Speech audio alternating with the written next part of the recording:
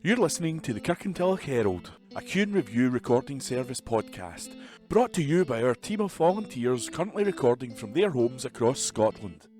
Whether you're listening via the BWBF online players, the telephone app, or our brand new Alexa skill, please phone us on 0141 772 3976 to feedback on what you want us to provide and improve upon. Please also join your family and friends in being our audio ambassadors and share our Facebook, Twitter and Instagram all at Q&A Review. That's at symbol CUEANDREVIEW.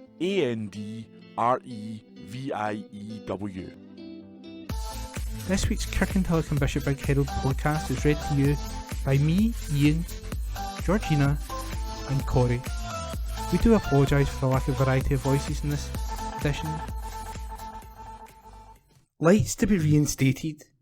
5 years after traffic lights were taken away from a busy town centre junction as part of a controversial shared space scheme, they are to be returned. And this story is read to you today by myself, Ian. Lights to be reinstated. The newly formed SNP administration at East Dunbartonshire Council have confirmed their commitment to reinstate the traffic lights at Kirkintilloch's Catherine Street junction. The controversial shared space road design has attracted much criticism from road users and pedestrians since it was introduced in 2017, with some drivers and pedestrians feeling unsafe at the busy junction in the centre of town. Strathkelvin and Bearsden MSP Rona Mackay has welcomed the decision to bring back the traffic lights and said it is needed to attract people back into the town who have been avoiding it since the introduction of the road redesign 5 years ago. She said, "This is a very welcome decision indeed, and will be a relief to people, particularly the elderly and infirm, who have found negotiating this busy crossing just too daunting."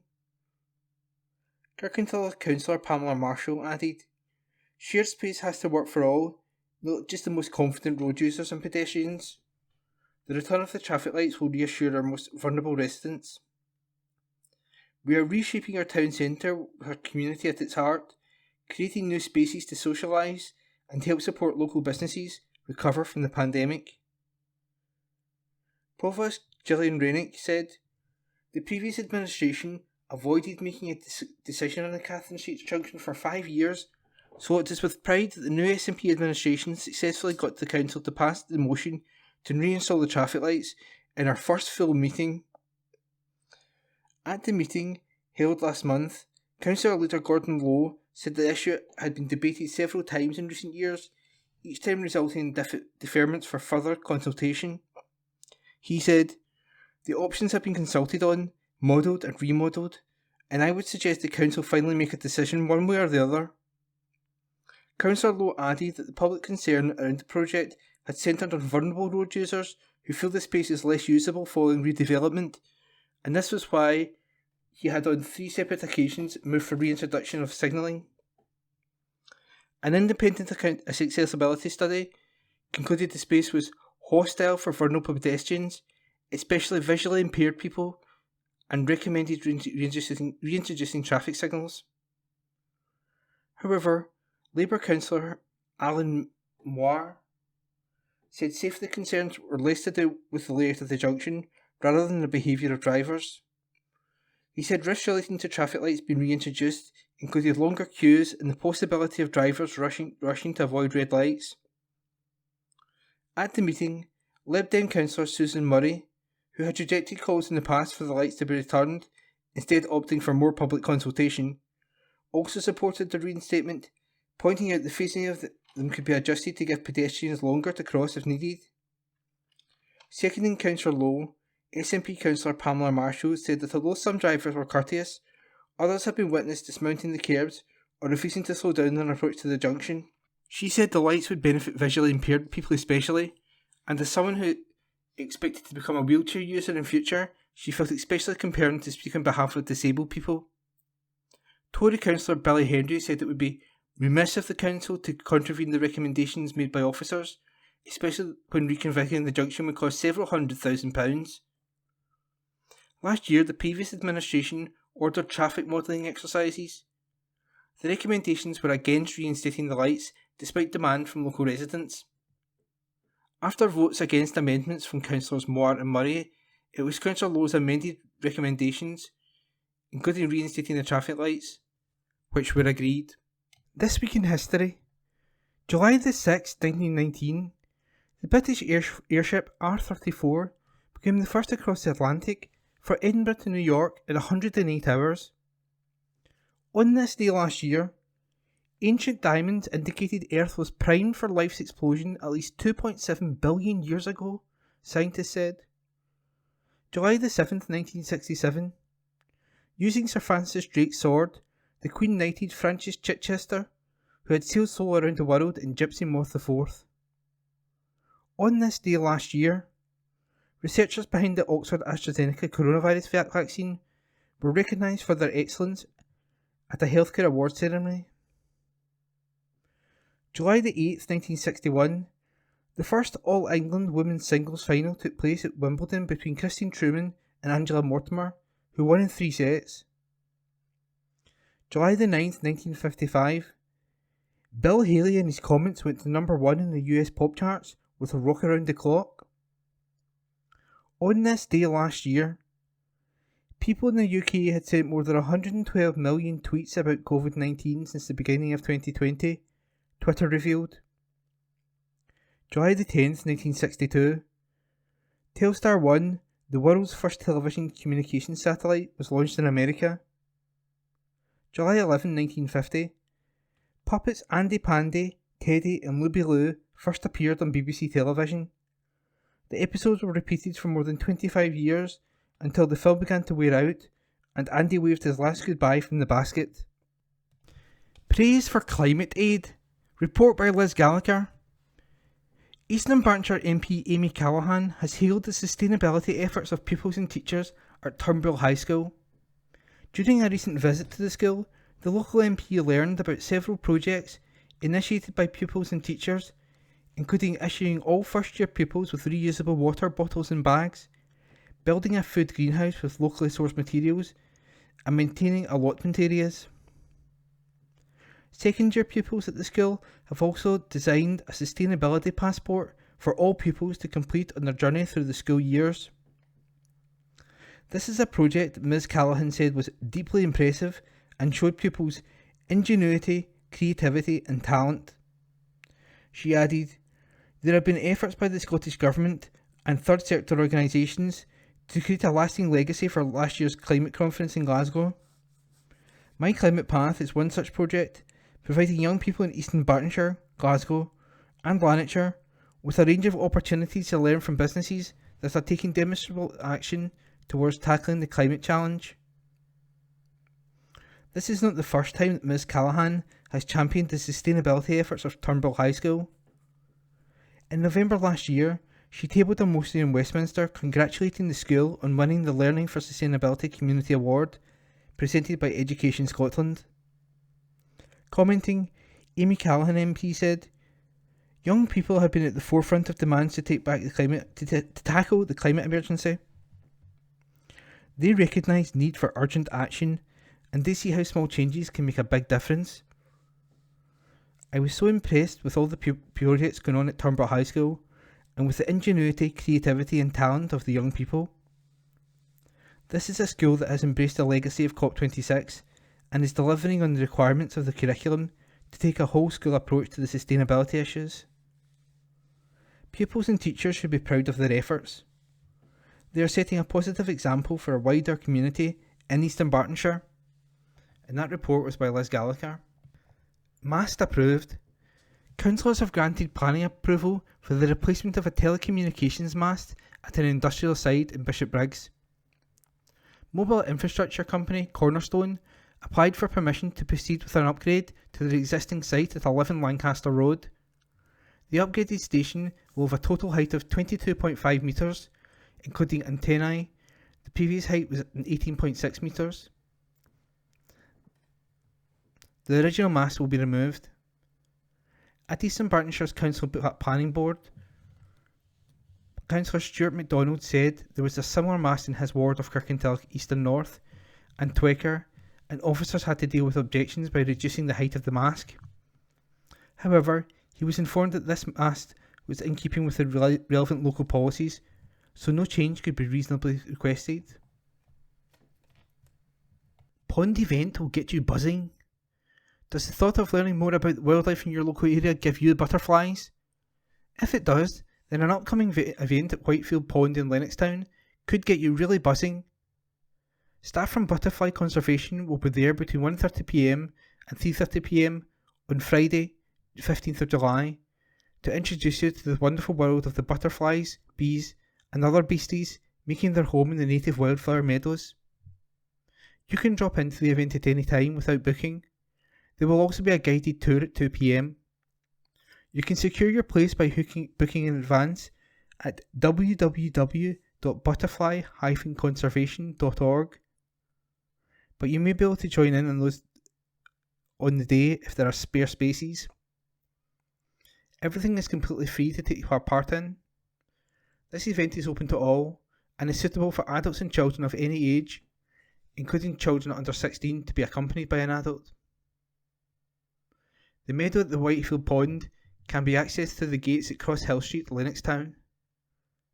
Anthony McCluskey from Butterfly Conservation said, "Last year's event was such a success we decided to bring it back. The meadow at Whitefield Pond is an amazing place for wildlife like butterflies and bees. They all depend upon the rich diversity of wildflowers here." Councillor Paul Ferretti said, "The council is committed to promoting biodiversity and providing pollen and nectar for a wide range of insects such as bees and butterflies." Road accidents drop in area. Fewer people were killed or injured on East Dunbartonshire's roads in 2021 than in the year before the pandemic, new figures show. The coronavirus pandemic saw road casualties drop across Great Britain as drivers stayed at home during the lockdowns, but charities have warned the government must do more to tackle injuries from traffic accidents.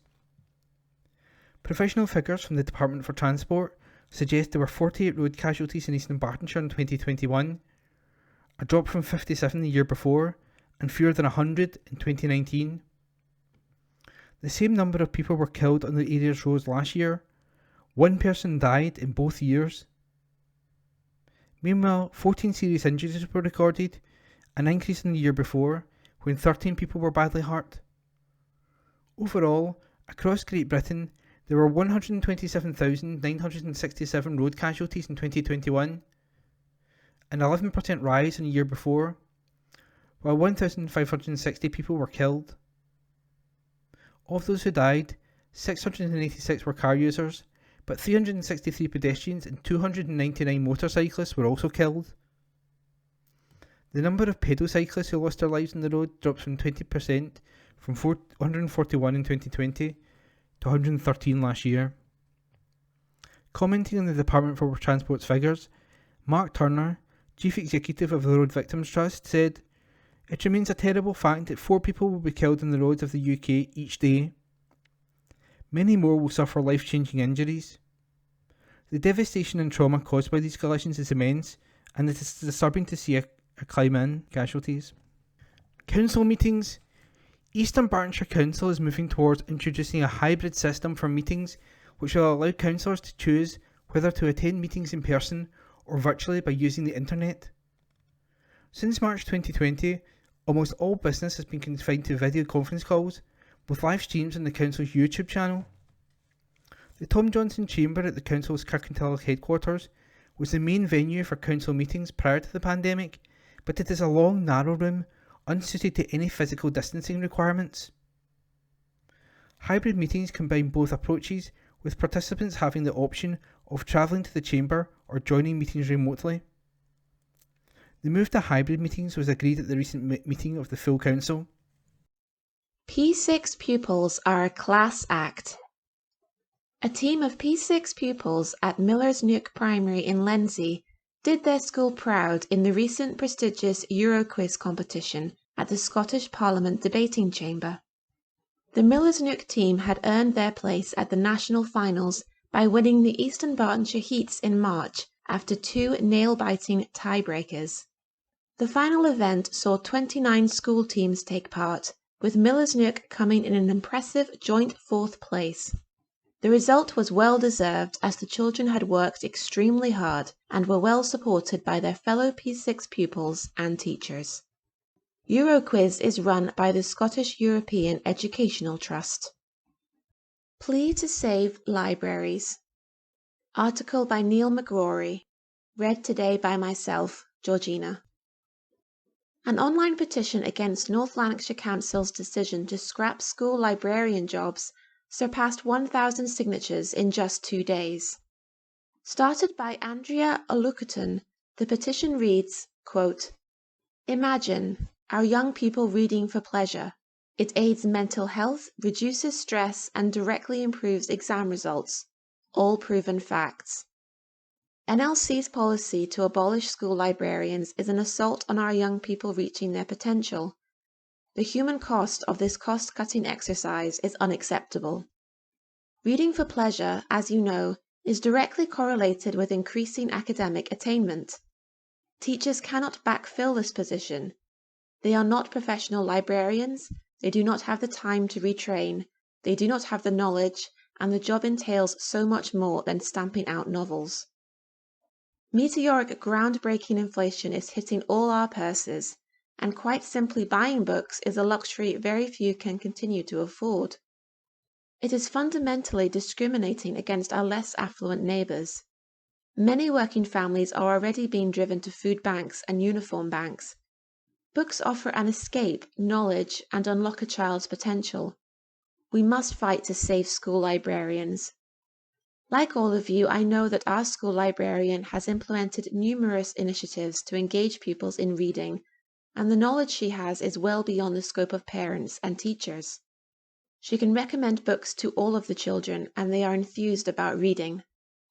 NLC have been quick to promote the fact that some schools have recently attained reading school status. It is interesting that they are now cutting our cherished librarians. Other councils are retaining their librarians. So must NLC. When it comes to reading and literacy, we don't need platitudes, we need the right people, librarians. Libraries are so much more than just a place to read. They are a safe space for many vulnerable children, and often house a variety of lunchtime clubs and/or Future Friday activities. I implore you to take on this cause, as it truly will have a detrimental impact on our young people if it is not overturned. Please, sign and share widely." End quote. The petition can be found at www.change.org/p/saveschoollibrarians. Article by Neil McGrory. New project aims to curb underage drinking. Report by Liz Gallagher. A new community alcohol partnership, CAP, has been launched in East Dunbartonshire after residents voiced their concerns about underage drinking in the area. The new partnership will cover local towns and villages around Kirkintilloch, Bishopbriggs, Bearsden, Milngavie, Lennoxtown, Torrance, Milton of Campsie and Twaker. Its aim is to highlight the risks of underage drinking, improve the health and well-being of local young people, and enhance the communities where they live. A high percentage, over 50%, of residents reported that they considered issues associated with young people drinking to be a big or fairly big problem. Some 37% of residents reported that they had witnessed young people drinking alcohol in the street during the past 7 days. Over 500 young people aged 13 to 17 took part in a further survey in which 35% said that they drank alcohol at least once a week. Almost 20% of respondents indicated they had been drunk at least once in the last 4 weeks. Just under 20% said they are given alcohol by their parents or relatives, and a further 9% said they had been given alcohol by friends. CAPs are made to be partnerships between local authorities, police, schools, retailers, neighbourhood groups and health providers, working together to prevent alcohol-related harm to young people and to improve the quality of life for residents. The CAP will work with youth services and local organisations to provide alcohol-free leisure and sports activities for young people. It will also work with local schools to take a proactive approach to alcohol education. Police Chief Inspector John Mingus said, "I'm delighted to see the community coming together in this new CAP to help young people make better choices around alcohol and reduce the harm it causes to them and the communities where they live. We are continuing to work together with key partners to get alcohol-free evening activities up and running. Ian Lovey, Licensing Compliance Manager at Scotland, said, "As a responsible retailer, Scotland is delighted to support CAP and help reduce underage drinking and antisocial behaviour linked to alcohol." MSC praises Pub of the Year. Report by Liz Gallagher. Strathkelvin and Bears then MSP Rona Mackay has congratulated an establishment which has scooped the award for Best Pub in East Dunbartonshire at the UK-wide National Pub Awards 2022. The Stables Pub at Kirkintilloch has also won the regional title of Pub of the Year at the Scottish Hospitality Awards. The local MSP met management team Stuart Brand and Sophie Clark at the stables to hand over a framed copy of the motions he submitted to Parliament to acknowledge the success of the popular inn, which sits on the banks of the Forth and Clyde Canal. Ms Mackay said, "It was an absolute pleasure to present Stuart and Sophie with their celebratory motion. It is clear that all staff at the stables work as a team and are highly valued for their excellent ethos of providing great food and service to customers from far and wide. In addition to providing a wonderful ambience, I particularly love that dogs are especially welcome at the stables, and dog walkers regularly stop in for refreshment as they finish their canal walk. I cannot praise the stables highly enough." Manager Stuart Brand said, "We were delighted with this prestigious award and to receive the acknowledgement from our local MSP. This award is testament to the hard work of all our staff and their dedication to providing a great service to customers. We look forward to another busy summer." The Scottish Hospitality Awards are a celebration of the success of local professionals and their venues, and the winners are chosen by the public, which means the stables have been given a rousing endorsement by its regular clientele. The elegant event was hosted by radio presenter Gina Mackey. She presented 32 awards to the deserving winners, acknowledging them for their hard work. A spokesperson for the Scottish Hospitality Awards 2020 said, "The awards have acknowledged some incredible individuals who make a positive difference to the hospitality industry. It was great to meet with inspiring people that go above and beyond to meet their guests' needs." Homes proposal rejected. Plans to build 12 homes at a site in Robroyston have failed to gain planning permission. Greenfield land in Robroyston, between Hillhead Road and Brookfield Housing Estate, had been earmarked for the development.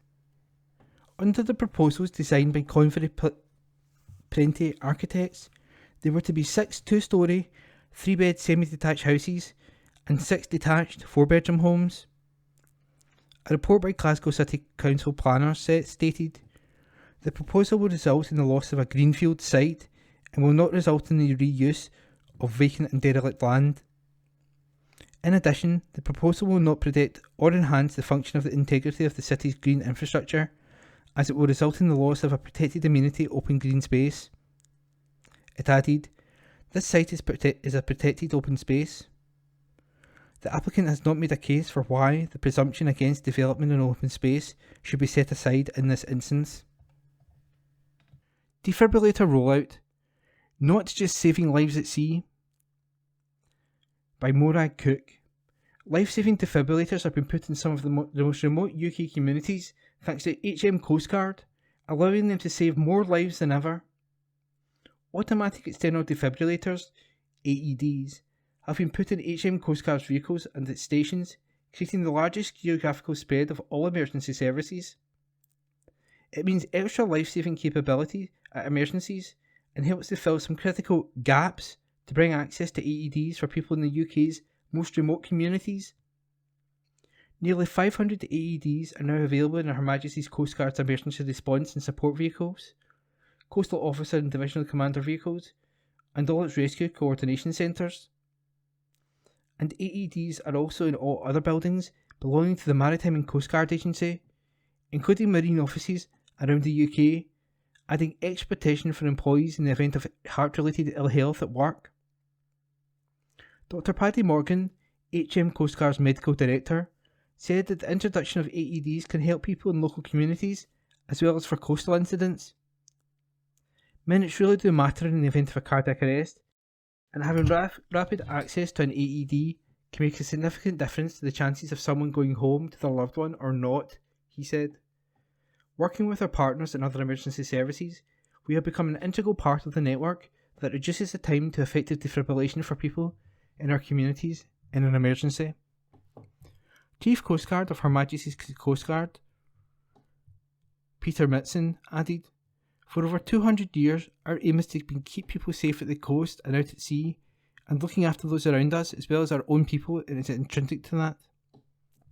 As the National Maritime Emergency Service, we have a wider role to play as part of local communities, often in remote and rural locations, where we provide essential support for our emergency services partners. By carrying them in our vehicles, it also means they're immediately on hand for our teams who may come across emergencies on their regular safety patrols and when we attend public events. There are over 30,000 out-of-hospital cardiac arrests, OHCA, every year in the UK, with only 1 in 10 people surviving an out-of-hospital cardiac arrest.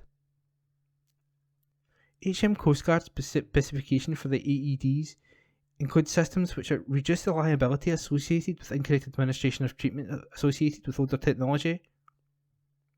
They are designed to only shock when the correct medical conditions are present. They come with electrode pads, which can be used in adults and children of 8 years and above, and paediatric pads for younger children. Coast Guard rescue teams train regularly, and the use of an AED is covered in the Coast Guard Emergency Responder Casualty Care (CERCC) training programme. A lifesaver. An automated external defibrillator (AED) is a portable life-saving device that can give casualties heart an electric shock when it has stopped beating normally in a sudden cardiac arrest. A defibrillator works by checking the casualty's heart rhythm once the defibrillator pads are placed in their chest and giving them a shock if needed. Defibrillators can be used in adults or children over 1 year old. By using a defibrillator before an ambulance arrives, you can significantly increase someone's chance of survival. Every year, around 55 out of every 100,000 people experience an out-of-hospital cardiac arrest, with most occurring in the home or workplace. Rehabilitation Programme Gets the Green Light by Morag Cooke. A new national development programme aimed at reshaping rehabilitation services for people living with long-term conditions, including people impacted by COVID-19, has been given the green light by the Scottish Government. The Scotland-wide programme is developed by the Scottish Government and the Thistle Foundation, a leading Scottish health and wellbeing charity that supports people with long-term health conditions. The programme will support the Once for Scotland rehabilitation approach, which aims to make rehabilitation more accessible to everyone who needs it and enable the redesign of a wide range of community-based services. Working in collaboration with organisations across NHS Scotland, health and social care partnerships and the third sector, Thistle Foundation will offer early adopters, services and teams support to reshape rehabilitation services. This will include early intervention to ensure that more people get the rehabilitation and self-management support they need sooner and closer to home. Mark Houlihan, CEO of the Thistle Foundation, said, quote, "At Thistle, people are at the heart of what we do. This programme is about more than supporting people with their physical health. It is about supporting people to be connected within their communities, to feel confident and resilient. It is about thriving rather than just surviving. By situating rehabilitation within the person's community, with support from friends, family and the community around them, people will feel more empowered to lead and manage their situation and remain as independent as possible." End quote. Health Secretary Husma Yousaf said, quote, "We are pleased to be able to support this important work by the Thistle Foundation, which fits with our Once for Scotland rehabilitation approach. Our approach focuses on enabling individuals to access person-centred rehabilitation based on their individual needs. In doing so, we hope to make rehabilitation more accessible for all." End quote. The programme will launch across Scotland by late summer, with Thistle Foundation working with NHS boards, health and social care partnerships, and third sector organisations. Article by Morag Cook. COVID rates rise. COVID rates across the UK are on the rise and are at their highest level for months, according to statistics. According to the ZOE COVID study incidence figures, in total there are currently 285,507 new daily symptomatic cases of COVID in the UK on average, a continued increase of 27% from 225,464 reported the previous week. The UK R value is estimated to be around 1.1, and regional R values are as follows: England 1.1, Wales 1.2, and Scotland 1.1. On average, 1 in 21 people in the UK currently have symptomatic COVID. Professor Tim Spector, scientific co-founder of ZOE, said, quote, "The only good news is that the symptoms are still mild, with fewer deaths than in the earlier waves, though worryingly the number of hospitalizations is rapidly increasing. I'd still advise people to protect themselves by wearing masks in crowded areas." End quote. New EV charging system for Scotland's drivers by Morag Cook. A new one-card system that allows EV drivers to connect to Scotland's charging network is currently being piloted. A much-needed roaming platform has been devised which will allow access and billing across multiple charging systems. It will be trialled at this week's Great British EV Rally that sets off from John O'Groats to Land's End. The platform, which has been supported by Transport Scotland, is expected to be rolled out across the UK soon. In what could be the first step in a long-term partnership with Charge Place Scotland, CPS, the new PAUA platform enables private and business EV drivers to access multiple Scottish charging networks from Lerwick to Berwick via a single solution that can work anywhere. Chris Waldron, Head of Low Carbon Consumers at Transport Scotland, stated, "We are delighted to have entered this partnership with PAUA. The Scottish Government is firmly committed to transport decarbonisation, and we see roaming as a key step in improving driver experience. The GB EV Rally is the perfect event for trialling network roaming across Charge Place Scotland. We look forward to building on this experience and enabling wider interoperability in future." PAL is the largest independent EV roaming network developers, modernising fuel cards for business operators. Electric vehicle drivers today face a challenge when they want to charge on multiple networks, as they need to contact each other separately, said Niall Riddle, CEO and founder of PAUA, and this is a particular problem for business and fleet drivers. The new charge points system has been welcomed by the Electric Vehicle Association Scotland, whose director Neil Swanson said, "Making the EV charging and billing process for drivers simple to understand and easy to operate is essential for both the day-to-day and user experience from practical perspective when it comes to cross-system connectivity and billing. These are the key factors in persuading both the ordinary EV motorists and the fleet operators who are eager to make the transition to all electric transportation to do so. Having one-card solutions that allows charging across multiple networks is a real driver benefit." Community kitchen to help food poverty.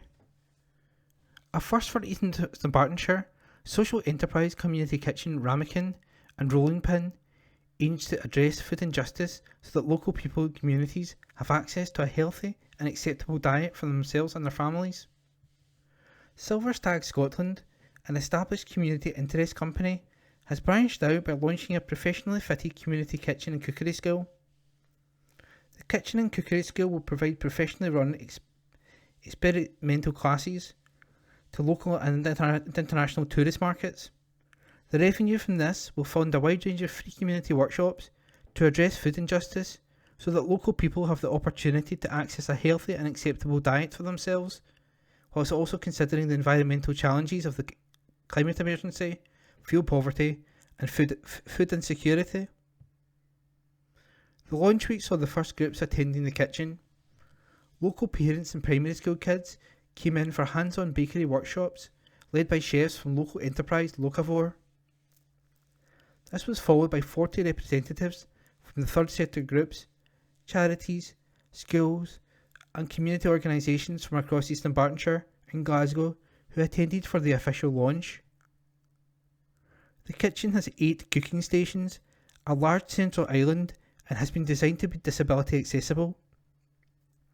Peter Jan, digital officer at Ramekin and Rolling Pin, said, "As the cost of living crisis grips the nation and the shameful dependence on food banks across the country continues to grow, we feel it is crucial to provide a safe and friendly place where people from all walks of life can get together and learn how to make delicious, healthy food from scratch."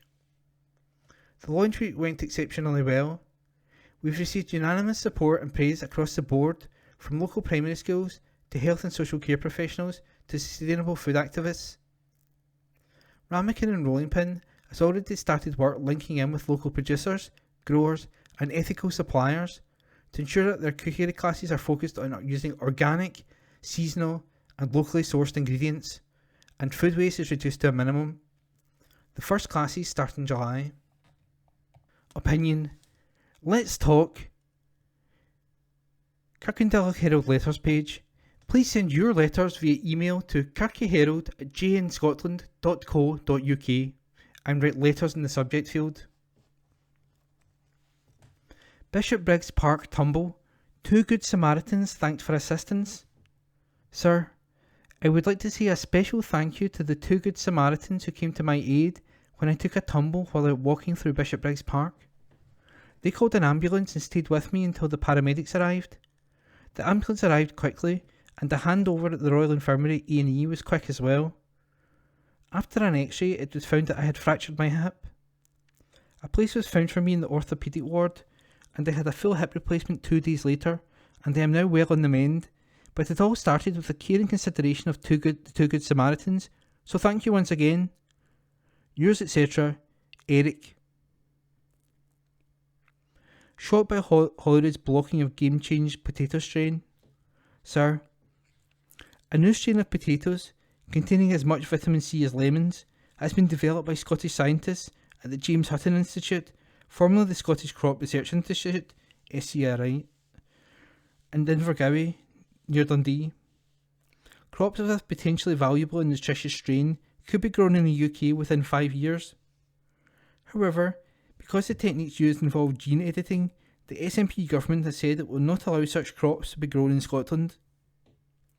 This ruling is in spite of researchers at the University of Edinburgh saying that Scotland will be left behind if it does not embrace it. Last week, on June 27, at the Royal Highland Show in Edinburgh, Alistair Jack, the Scottish Secretary, said, "The Scottish farmers want it, the National Farmers Union want it, Scottish food producers want it." Why should the results of this game-changing research work, carried out by Scottish scientists in Scotland, be rejected by a Scottish Parliament elected by the people of Scotland? Does our First Minister, along with our cohort of SNP and Green Ministers, realise they are blocking better nourishment to a hungry world? Or do they know something that our skilled Scottish scientists do not know? Yours, etc., Alison Innes, Doctor, address supplied. Convenient fall guy to shut down this scandal. Sir, the trial, verdict and sentencing of Ghislaine Maxwell for her role in the Epstein affair represents a travesty of justice, although not because she is innocent. She is not. This prosecution has carefully avoided the real core of the scandal, the blackmail of lawmakers and other leading figures in American society. A man of Jeffrey Epstein's wealth and lack of morals could have paid to discreetly indulge his passion for underage sex, and nobody would have been the wiser. Instead, he preferred to flaunt those young females in front of a lengthy list of important and influential guests at his New York apartment and on his private island. No doubt some of his visitors were too shrewd to fall into his web, but how many of the others were not sharp enough to see the trap? It is frankly unbelievable hundreds of leading Americans visited Jeffrey Epstein and none of them was tempted by the underage prostitutes. Nor is it believed that Epstein would have refrained from exploiting their behaviour so he could influence them and enrich himself. Ghislaine Maxwell is a convenient fall guy to close down this scandal, while those protecting those leading Americans who were compromised and exploited by Jeffrey Epstein. Yours, etc., Otto Inglis, by email. If you know of a holiday let, please let me know. Sir, on visiting Kirkintilloch last week by bus from Glasgow, I discovered the wealth of local tea rooms, supermarkets and local shops, as well as great cycle routes along the canal and advertised walking routes. The views are also pretty special. I went home to hunt for a holiday let and searched many popular sites, but could find nothing. I've since visited again, bought the newspaper, looked for adverts, but again I could find nothing. How does one find a base to enjoy the area? Any suggestions would be very welcome. Yours etc. Jean Hamilton by email. Action to build on forestry success by Moran Cook. A number of new actions to support the ongoing delivery of Scotland's forestry strategy will ensure forests and woodlands continue to deliver benefits for communities, the environment and the economy. Over the last 3 years, over 32,000 hectares of woodland have been created in Scotland, including more than 12,000 hectares of native woodland. Those woods are vital in fighting climate change and nature loss, whilst also strengthening our communities and economy. A new 3-year implementation plan has been published with key actions to maximise the range of benefits that woodlands bring to the people of Scotland. Announcing the new plan, Environment Minister Mary McCallan said, "We have big ambitions with forestry, and to achieve our goals we must work collaboratively. Key to this is ensuring that forestry fits with other land uses and that we plant the right trees in the right places. People and communities must also be at the forefront of our efforts to tackle climate change, and we will strive to ensure that no one is left behind or unfairly disadvantaged. This new implementation plan sets out the key forestry actions required to help us achieve this.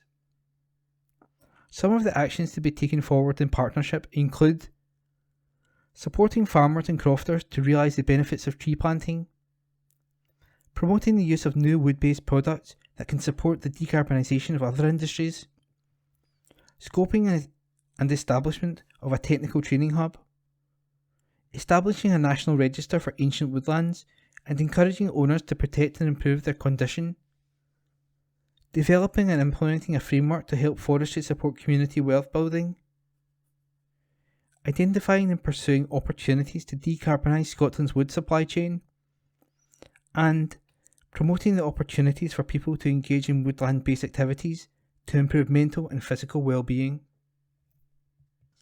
Asda is on a roll with cancer campaign. Asda has announced it is to add signs and symptoms of bowel cancer to all its popular shades and Just Essential toilet roll packaging in response to the Bowel Cancer UK's #GetOnARoll campaign. The retailer has teamed up with Bowel Cancer UK to include the potentially life-saving information, together with a QR code for customers to find out more, on its own label popular shades and Just Essential ranges from early autumn. Asda sells over a whopping 42 million packs a year to households across the UK. In addition, Asda is donating £50,000 to the charity to help fund future initiatives to save lives and improve the quality of life for everyone affected by bowel cancer. Bowel cancer is the UK's 4th most common cancer and the 2nd biggest cancer killer. Yet almost half of adults around the UK could not name a single symptom of bowel cancer in a recent survey. Red flag symptoms include changes in bowel habit and bleeding from your bottom and or blood in your poo, which can all be noticed while people are on the toilet. Knowing the symptoms to look out for and acting on them can lead to a bowel cancer being diagnosed at an earlier stage when it is easier to treat and even cure. Sarah York, buying manager household, said, "We are delighted to announce that we are joining the #GetOnARoll campaign, supporting with our on-pack awareness on our popular own brand toilet roll ranges. We are also making a £50,000 donation to the charity to help fund future initiatives. Spotting signs early is so important, so anything we can do to raise awareness is crucial." Green-fingered communities to benefit. The Central Scotland Green Network Growing Food Together Fund is once again offering a cash boost to community growing projects across Scotland. Supported by the Scottish Government, projects can apply for part of the £100,000 fund that aims to foster community engagement in growing and learning about food, as well as promoting healthy eating and outdoor exercise. The Green Action Trust, a leading environmental regeneration charity, is managing the fund as part of its work to drive forward the delivery of the Central Scotland Green Network. Following the success of last year's fund, the Green Action Trust is again expanding the application criteria to welcome applications from across Scotland. Community growing projects are a key part of creating an environment that allows Scotland and its people to thrive. The Trust is particularly interested in applications that fit community growing into Scotland's recovery from the effects of the COVID-19 pandemic and deliver aspirations to become a good food nation. Marie Goujon, Cabinet Secretary for Rural Affairs and Islands, said, quote, "These projects are a key way in which the people of Scotland can enjoy a wide range of social, community, health and environmental benefits. The impact of the COVID-19 pandemic can still be felt, and it is more important than ever that people can continue to access green spaces and growing projects, which are crucial in promoting healthy physical and mental well-being. This funding is a fantastic opportunity for people of all ages to get involved in community growing spaces and enjoy the health benefits these projects can provide." End quote. Warning on giant hogweed by Maura Cook. People across Scotland are being warned of the dangers of giant hogweed, a toxic plant that can cause severe skin blisters, burns, and even blindness. Nature Scot and Care of Burns in Scotland managed clinical network issued the warning ahead of the school summer holidays, when people, particularly children, are most likely to be exploring the outdoors. Giant hogweed sap contains a toxic chemical which sensitizes the skin to sunlight and causes severe blisters, resulting in burns which can be serious and long-lasting. Every year, gardeners, walkers, children and animals are hurt by the plant. Not native to Scotland, giant hogweed is widespread across the central and eastern parts of the country. It is commonly found along riverbanks, on waste ground and beside roads and train tracks.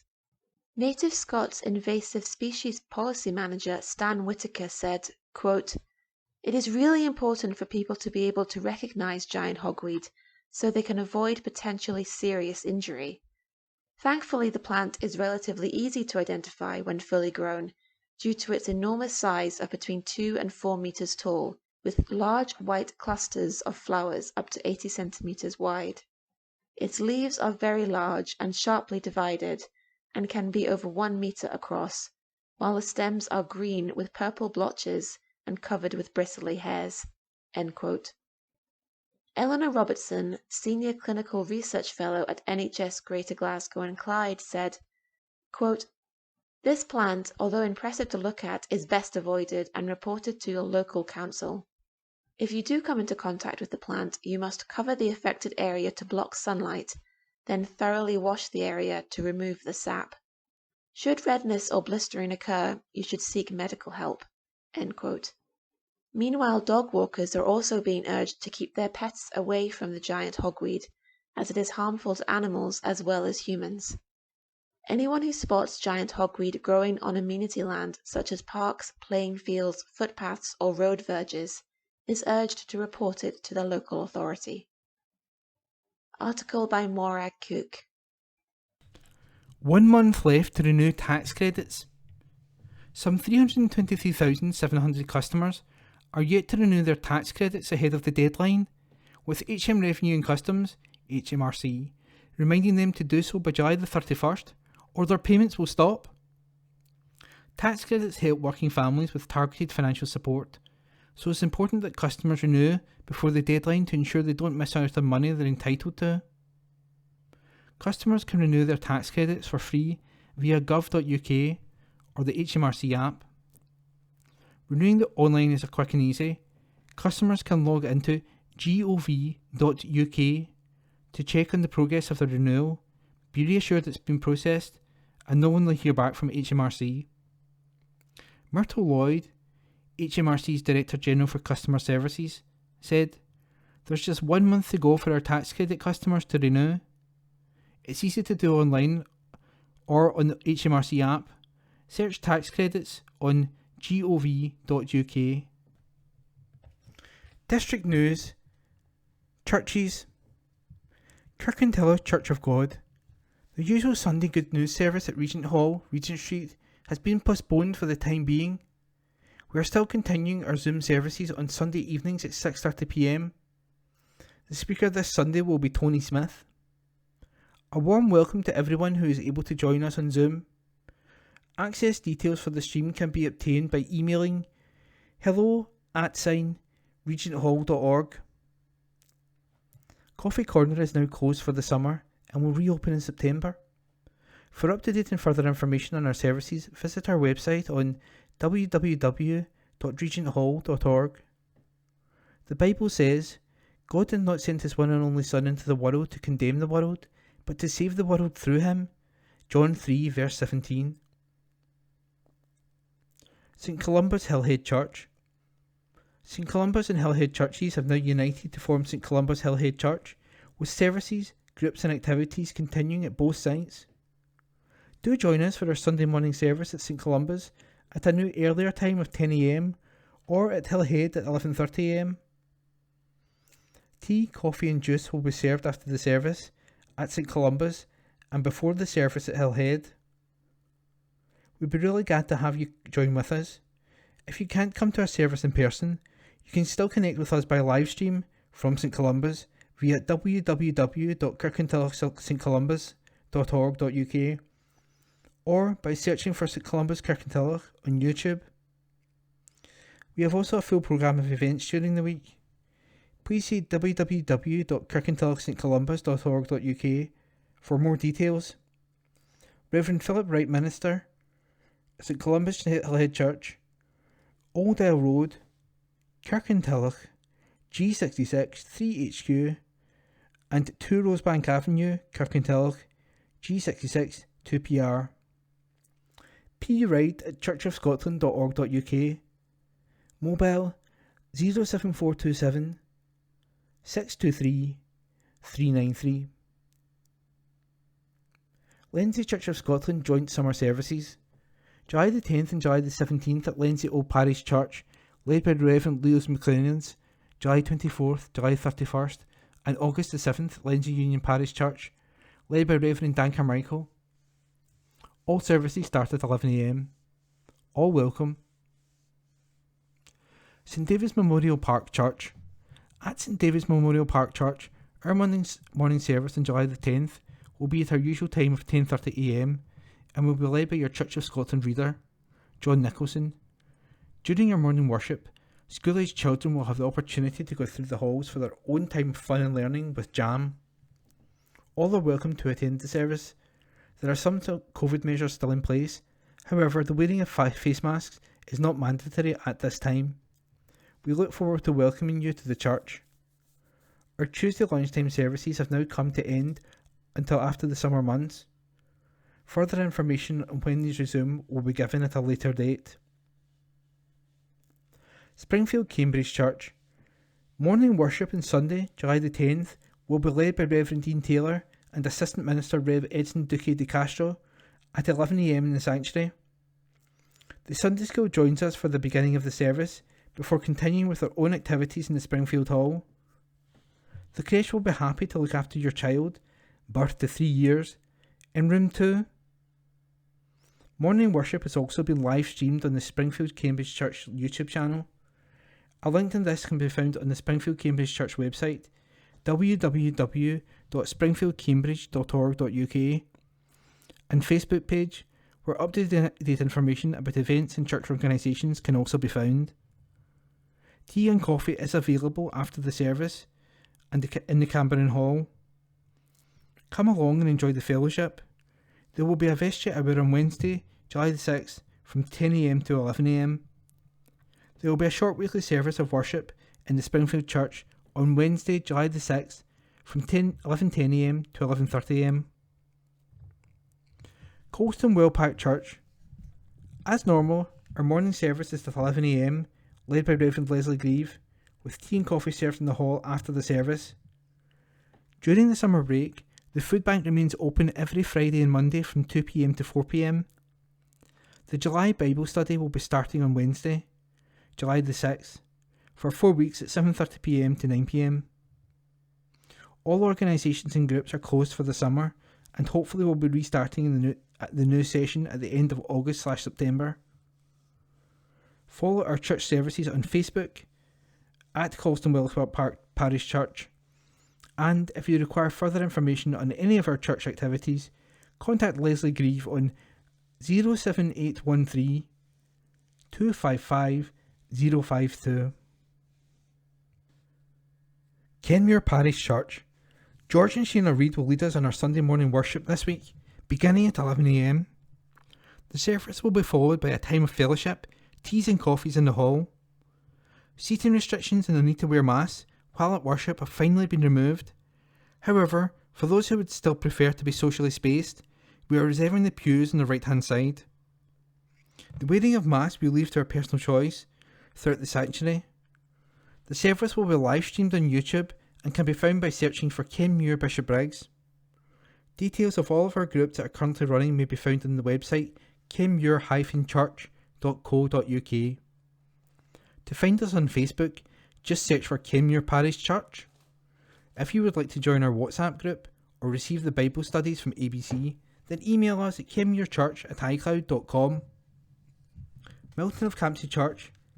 We're back in the building. No need to book. If you sit in the centre aisle, there is no need to wear a mask. If you sit in the side aisles, please wear one. Next Sunday, July the 10th, we welcome our friends from Campsie Church for a joint service. We will continue our summer sermon series entitled Action Stations. Our station will be another Antioch, where Barnabas and Paul worked together.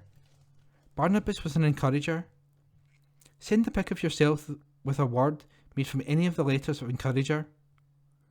The phone number for a dial-in service which enables you to hear Sunday service, just dial 01360 545 345. Time to pray does not meet for the next 6 Wednesdays, but please continue to pray at home. UR-Aid. Our Ukrainian family have now arrived. See the UR-Aid donation box in the church. We're also exploring other ways of helping. If you'd like to be involved, contact Phyllis on 07582 713 463. Go Mad planning is now underway. No planning meeting this week. Please see Phyllis for more info. 07583 713 463. Go Mad takes place in Milton of Campsie from July the 31st to August the 11th. Look out for more details. Now only 4 weeks to go. District News, General, outing to Falkland Palace. Kirkintilloch Horticultural Society held a successful annual general meeting in May, which was well attended, with charges to the committee duly formalised. Members then enjoyed socialising over cheese and wine, and are now looking forward to our summer outing to Falkland Place. This trip will take place on Saturday, July the 9th, when a bus has been organised to leave Lindsay Station at 9:30 a.m, and subsequently leave Falkland Palace around 4 p.m. for the return journey. This outing is open to all non-members too, so anyone wishing to find out more details about this trip, please get in touch with Paul Malcolm on 0141 578 1250 for more details. All welcome. Samaritans Awareness. Anyone struggling to cope is being urged to call Samaritans, whose volunteers are available to listen around the clock. Amid a time of uncertainty and a cost of living crisis, the charity, which aims to reduce the instances of suicide and self-harm, is highlighting the power of talking as part of its Talk to Us awareness campaign, which launched this month. Its 19 branches in Scotland, as well as those from across the UK and Ireland, will mark Samaritans Awareness Day on Sunday, July the 24th, and spread the message that trained listening volunteers can be reached 24/7 every day of the year on the Samaritans free phone line, as well as by email and post. Talking can really help, said Claire, a listening volunteer. It helps lots of people. Samaritans get lots of calls from people who are struggling to cope, and it can really give you the space to clear your mind, talk everything through that's bothering you. It's a safe space and available to anyone at any time. Samaritans are here to listen, and it can only help, so I would really consider it. Samaritans is an easy place to reach out to. It's free to call. Heart of the Matter: Family Graduations and Celebrations by Dr. Frank Dunn. Summertime has sneaked up on us and it really feels like it's already autumn. I've had my share of family events over the past few weeks, events which would have been very different or non-existent during COVID. On a sad note, I attended the funeral of two special individuals. One was a retired GP who was in my year at medical school. He had always struck me as a man of principle, and this was emphasised in his eulogy. He worked with a missionary hospital in South Africa in the early 1970s. He bravely expressed his views on the abhorrent apartheid regime, and this led to him being asked to leave. He came home and served with distinction as a GP for many years in Guruk. The second had been a patient for many years and was a member of a family with which I had close links. By all criteria, he should not have survived anywhere near his final age. His love of his family and life were key factors in living as long as he did. On a happier note, my wife and I had a weekend in Sligo at my nephew's silver wedding. My nephew and his wife are consultant physicians at Sligo, and it was interesting to note that the health service in Ireland has similar challenges to that in the UK. Indeed, acute heart attack patients have to be transported to a heart centre 2 hours away by ambulance for state-of-the-art treatment. Helicopters are sometimes required for such transfers. We returned home and celebrated our 43rd wedding anniversary, which coincided with my graduation week from university with the degree of M.Phil. This related to my thesis in the former doctor and author A.G. Cronin and the influence of his key novel The Citadel on the founding of the NHS. I had great support in the conduct of the thesis from many people, and it was such a great diversion during the lockdown. That did prevent me, however, from mixing with my co-students and savouring the atmosphere around the uni. It was a memorable graduation day, and I was nearly not allowed in the graduates' entrance, as they presumed I was an attending grandparent. This was understandable, as I was at least 50 years older than the other Scottish literary graduates. It was quite a month, as my 5-year-old grandson Harry had also been roped up for his graduation from nursery, and was rewarded by a visit to Hamleys. I declined such an award. Help for Ukraine. Funding of £65 million has been provided by the Scottish Government as part of the UK's military aid for Ukraine. It will make up part of the £1 billion being provided for state-of-the-art equipment, including sophisticated air defence systems and thousands of pieces of vital kit for Ukrainian soldiers. This follows £4 million in financial aid provided by the Scottish Government for humanitarian assistance for Ukraine, and a further £3 million worth of medical supplies. Finance Secretary Kate Forbes said, "Scotland has been clear from the start that we condemn Russia's unprovoked, illegal invasion of Ukraine. Scotland stands for democracy, human rights and the rule of law at home and abroad. We have become a place of refuge and sanctuary for displaced people from Ukraine, and have done all we can to help those fleeing the country to escape the violence. This further funding is to assist Ukrainian armed forces to fight Russian aggression and the unspeakable brutality being perpetrated. We have agreed to provide funding on this occasion, given the clear need to maximise the international effort to support Ukraine.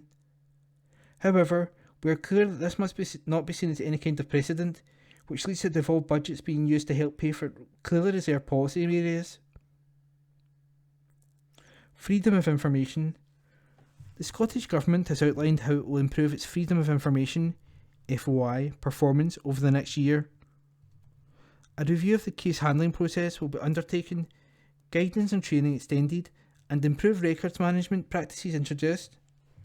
An urgent review will also be conducted into the current case management system to explain how the required functionality and reporting requirements can be delivered. The plan, which has been submitted to the Scottish Information Commissioner for approval, follows the third progress report into the Government's FOI performance as part of the Scottish Information Commissioner's intervention, published in May. George Adam, Minister for Parliamentary Business, said, "The Scottish Government recognises that freedom of information plays a critical role in ensuring that openness and transparency underlies effective governance. Our FOI environment has changed profoundly. We are now handling 40% more requests each year than 3 years ago, 4,200 in 2021. A response rate of 86% over that time is around the Scottish average, but we want to do better, and this improvement plan set out how we're going to achieve that. We continue to work closely with the Commissioner and his team and appreciate the constructive approach to this process." Fearless Campaign. A young charity is appealing to young people to be safe, be kind and be fearless this summer. Fearless.org has launched its annual summer safety campaign in partnership with Network Rail. Coinciding with the start of the school summer holidays, the campaign will focus on key prevention messages covering a range of topics to help young people stay safe, whether they're at home, travelling away for the day, or on holiday. Using digital animations that will appear across Snapchat and TikTok, the campaign will also see posters and flyers distributed at summer events across Scotland. Fearless.org, which is part of charity Crime Stoppers, guarantees total anonymity and, like Crime Stoppers, is totally independent of the police. It takes information anonymously and passes it on. Main messages promoted directly to young people in this summer are: be safe, take care and look out for your mates, be kind, think how your actions will impact on others, be fearless, speak up about crime 100% anonymously at fearless.org. Fearless.org and Crime Stoppers are not the police. In an emergency, always call 999. Lots of jobs available. Hundreds of jobs that are up for grabs this summer in Scotland. Work available ranges from merchandising, warehousing and field marketing to hospitality, retail and cleaning.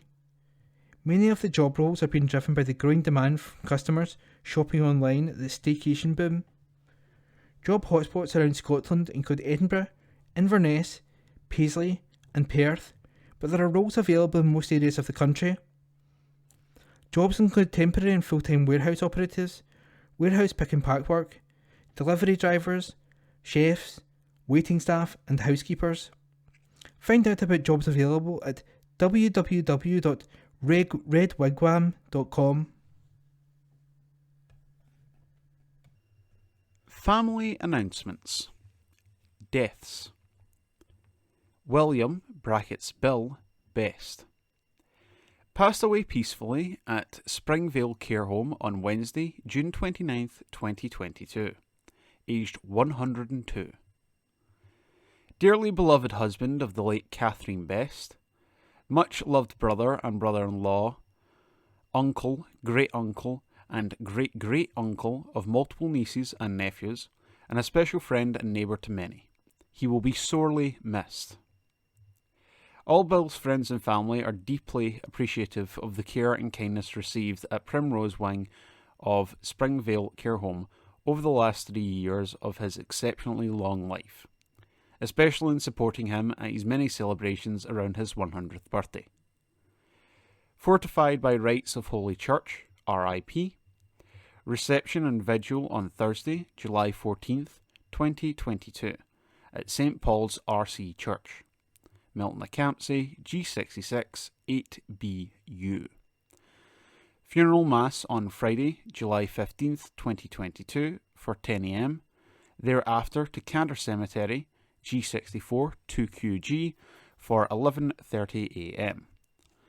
Donations, if desired, to Schoenstatt Sisters of Mary and Marie Curie Hospice.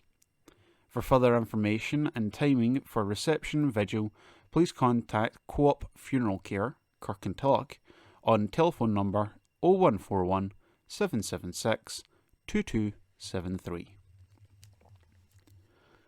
Tony, Keogh. It was with great sadness that the family announced the passing of Tony, who died peacefully after a short illness surrounding his family on June 29th, 2022, at Marie Curie Hospice. A much-loved dad to Daniel and Hannah, granddad and beloved brother. He will be deeply missed by his friends and family.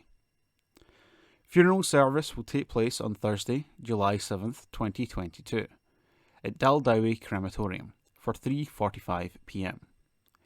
Family flowers only please, donations if desired to Marie Curie Hospice /RAMH. George Walls.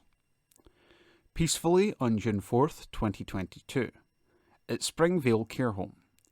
Beloved husband of late Connie, a much-loved dad of Aileen, George and Yvonne, and an adored pappy of Chloe, Cara, Dion, Lee and Gregor. Funeral service to take place on Tuesday, June 28th, 2022 at Falkirk Crematorium. In Memoriam. Lynn Gibson. In memory of Lynn, died 4th of July 1972, aged 2.5 years. Our hearts still ache with sadness, our secret tears still flow. For what it meant to lose you, no one will ever know. Mum and Dad, kiss. Billy Thompson. In memory of our loving son, brother and uncle, died July 5th, 2021. We think about you always, we talk about you too. We have so many wishes, but we wish we still had you. Forever in our hearts, Mum, Dad, Sandra, James, David and families. Billy Thompson died July 5th, 2021, aged 52. Treasured memories of my nephew Billy. When you were small, I held your hand, but now I keep your memories in my heart. You were such a brave soldier taken away too early. Auntie Christine and Uncle Billy, kiss, kiss, kiss. Fly high, Billy. From cousins William and Christine and family. Kiss, kiss, kiss. Public notices. Planning notices. East Dunbartonshire Council public notices. The East Dunbartonshire Council, Gleneagles Gardens, Bishopbriggs, temporary closure, Order 2022. On the 5th of July 2022, the East Dunbartonshire Council made the above-named order under Section 14(1) of the Road Traffic Regulation Act 1984 as amended, which makes it unlawful for any person to drive or cause or permit to be driven any motor vehicle, with the exception of emergency service vehicles, vehicles engaging in the works, and those vehicles requiring access to properties adjacent to the closed section of road when it is safe and practical to do so, on Gleneagles Gardens, Bishopbriggs, between its junctions with Athol Gardens and Gleneagles Drive, by reasons of works being executed on or near this road. This order will operate from 800 hours on Monday the 18th of July 2022 until 1600 hours on Sunday the 31st of July 2022. Alternative route. Alternative routes for vehicles are by way of Gleneagles Drive, Hilton Road, Athol Gardens, Lomond Drive, Melville Gardens and Gleneagles Gardens, and these routes will be signposted. Internal division routes will also be signposted.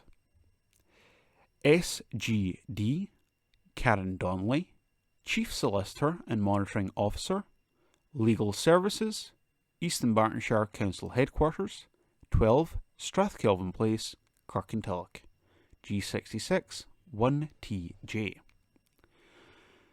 Civic Government Scotland Act 1982. Application for grant of public entertainment licence. The undernoted has applied for the grant of a public entertainment licence in the terms of the above Act. Name and address of applicant. Area 66, Glasgow Limited, 5 Burnbrae Road, Kirkintilloch, G66 3NL. Premises.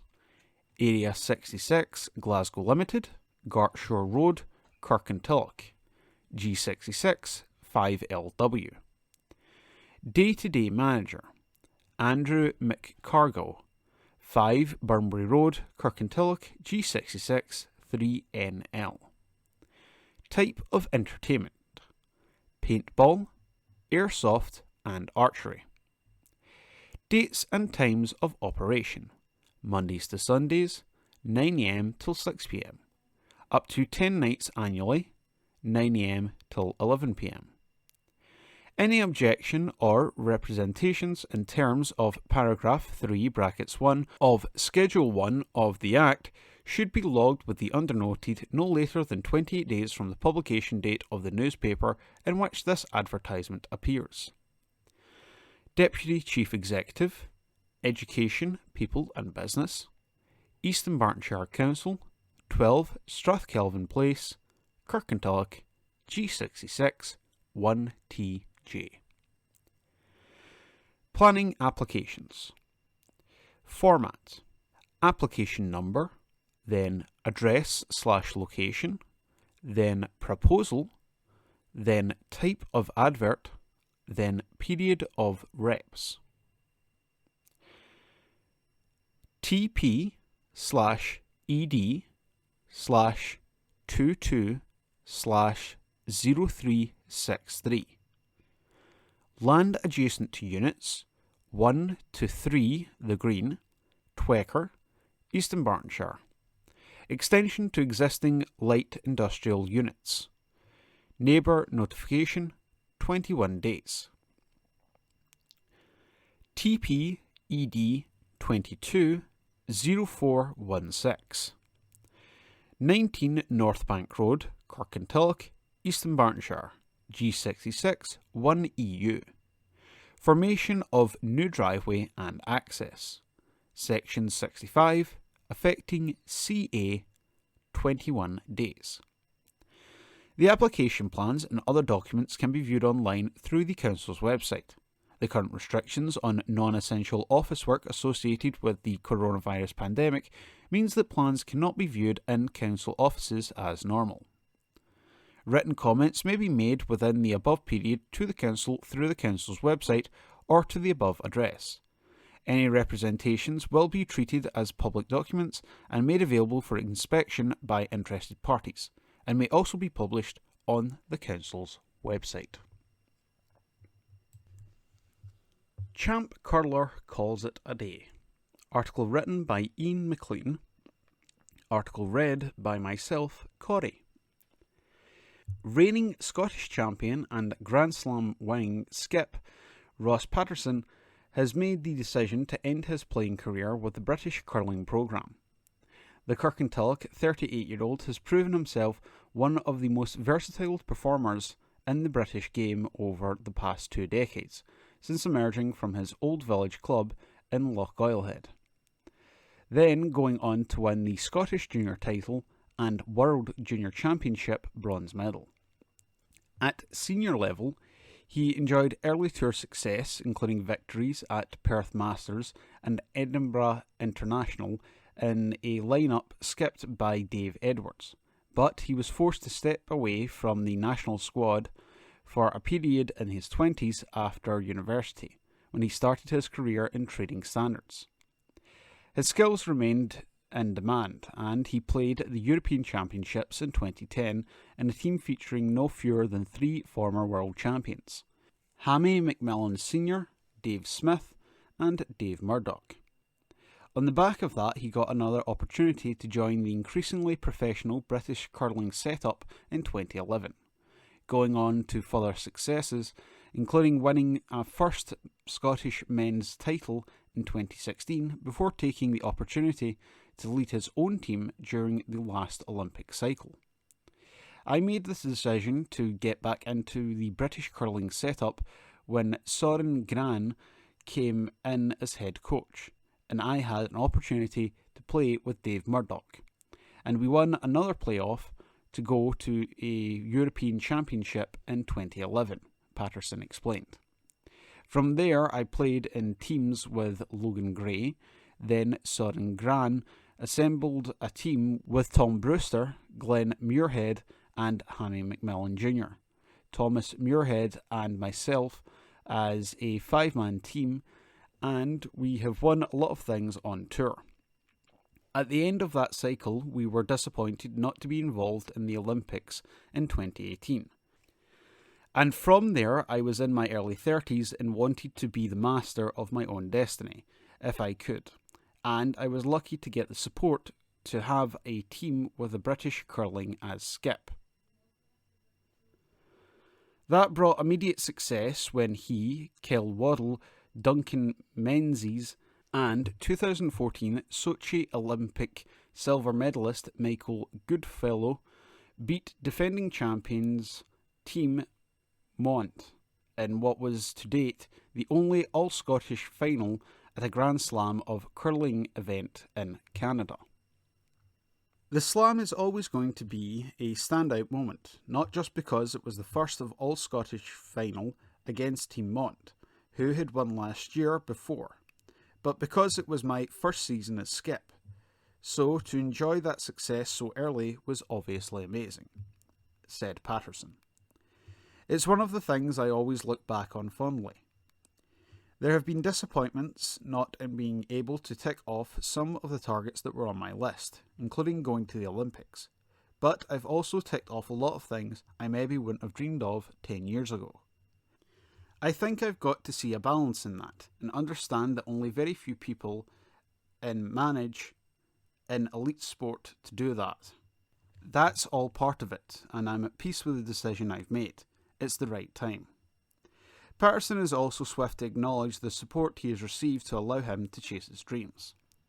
The other part of having the career I've had, and the age difference between me and other members of the squad, shows how lucky I've been with my support network, my family, friends, and especially my wife, Sarah, who has been prepared to help push me on to try to achieve those goals, he said. I've also been really lucky with my employers at East Dunbartonshire Council, who have encouraged me and allowed me to train and compete as much as I have.